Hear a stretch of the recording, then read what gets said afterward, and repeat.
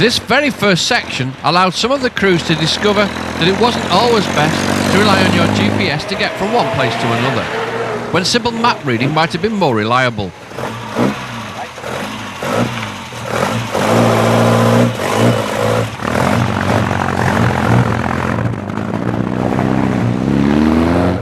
First time control at Polna, southeast of Prague, the village was full of curious onlookers. Paul Manassian had brought his Peugeot to the party. What happened here? I just thought that the rear configuration of a Morgan were left to be desired, so I thought that redesigning was definitely the order of the day, and so I redesigned it. Alberto didn't seem to mind too much. He's a nice guy, like him. I think he likes me, so got away with it lightly.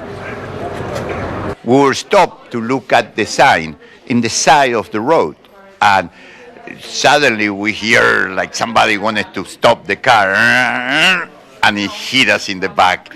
He couldn't stop. He was coming too fast. He told us he was coming too fast. But there was space on the left side because it was a double road and he could have passed. But I imagine he thought he could stop. And he had a French car. They don't have good brakes.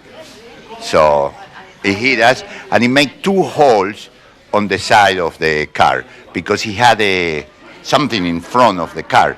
And he hit us, and there are 2 pieces of the metal from the back gone, but it didn't hit the gas tank.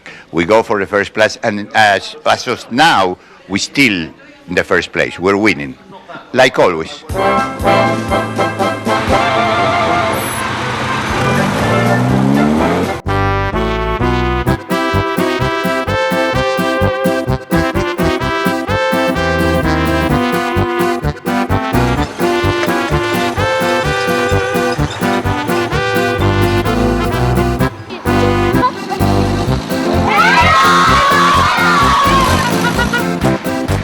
So, here we are at 14,000 feet. It's the midpoint of the rally. Dutch crews still decided they want to throw snowballs at each other on the way to the Nile, to the Sun and the pyramids. This is the highest point of the event. As you can imagine, it's very, very cold. Let's hope over the next week or so it starts to warm up a bit.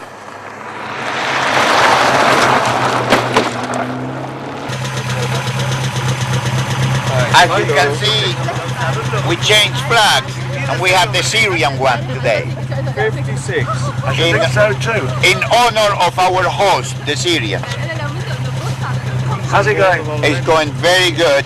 The driver is trying to get in the side of the Navigante, and that's not allowed. 10 seconds. But we're coming second in the total overall. 4, 3. So we're very good.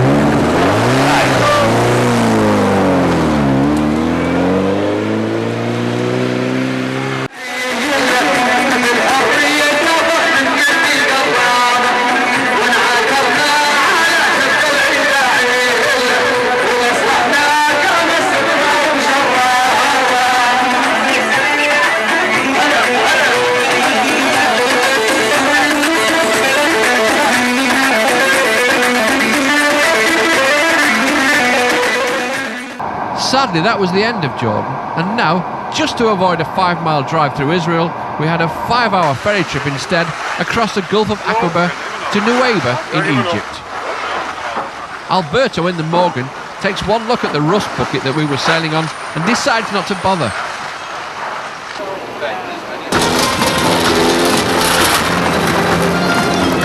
And spread its warmth. It was bitterly cold, and both cars and crews had to get warmed up before the off.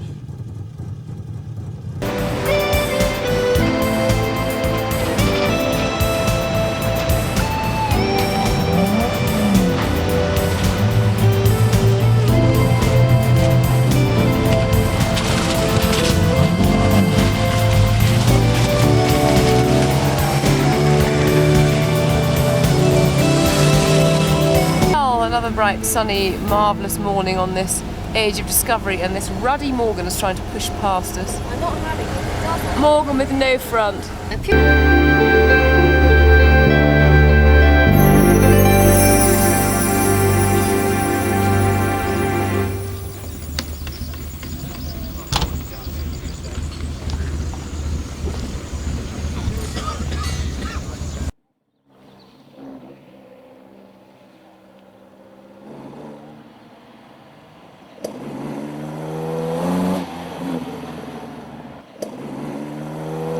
Fastest of all at Goodwood, Barry Taylor pedals his +4 around the Castrol Research Centre near Pangbourne, a test which confused many in its complexity.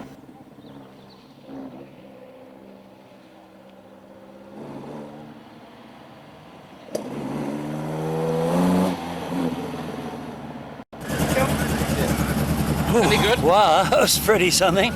Wonderful test. Quite exciting in there. No big drops, nothing to get frightened about. Thank you.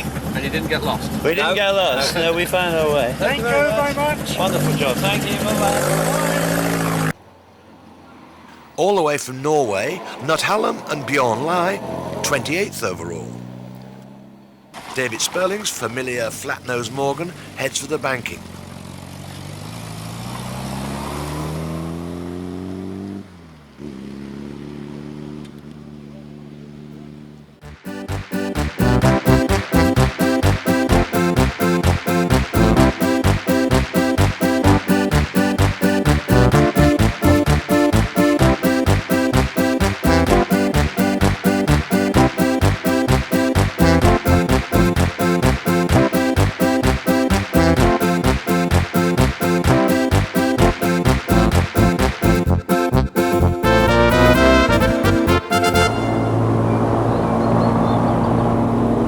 Barry Taylor and his appropriately named co-driver Zoe Heritage are taking a cool approach to Monza, maybe because it's the start of a very long day, and they're heading for a good final placing.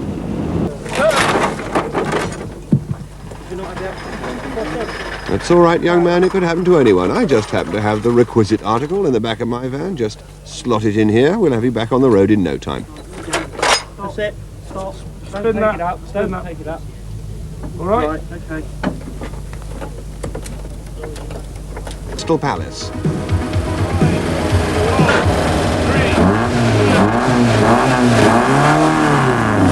Rally sponsor Jeremy Holden was rushed off to hospital last night with suspected pneumonia, so his co-driver Paul Grogan has at the last moment drafted in Leeds lawyer Paul Houghton to drive the Holden +8.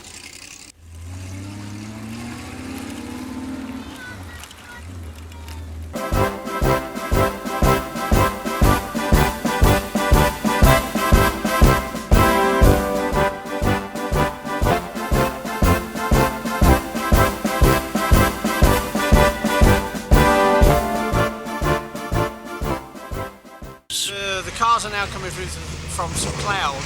They're all on the common route now. They've all joined together from the different starts, and they're now into much tighter sections in the Jura Mountains. We've had snow on the road through from the last section from St Cloud.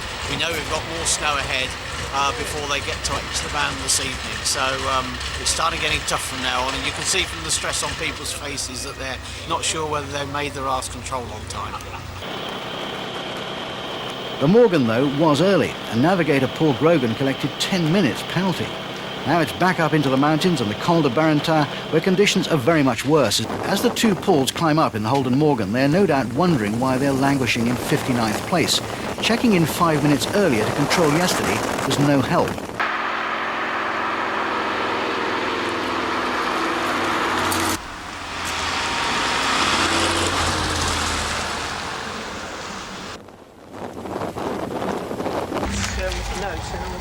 Flatrad Morgan. Here's a sight. Under the bonnet is a 2-litre TR engine, and in the early 1950s they were tremendously successful as a clubman's car. They came second on the RAC rally. It was driven by great verve last year on the Golden 50 Lombard RAC when Mike Ridley was leading at one point. How's it going with you, Mike?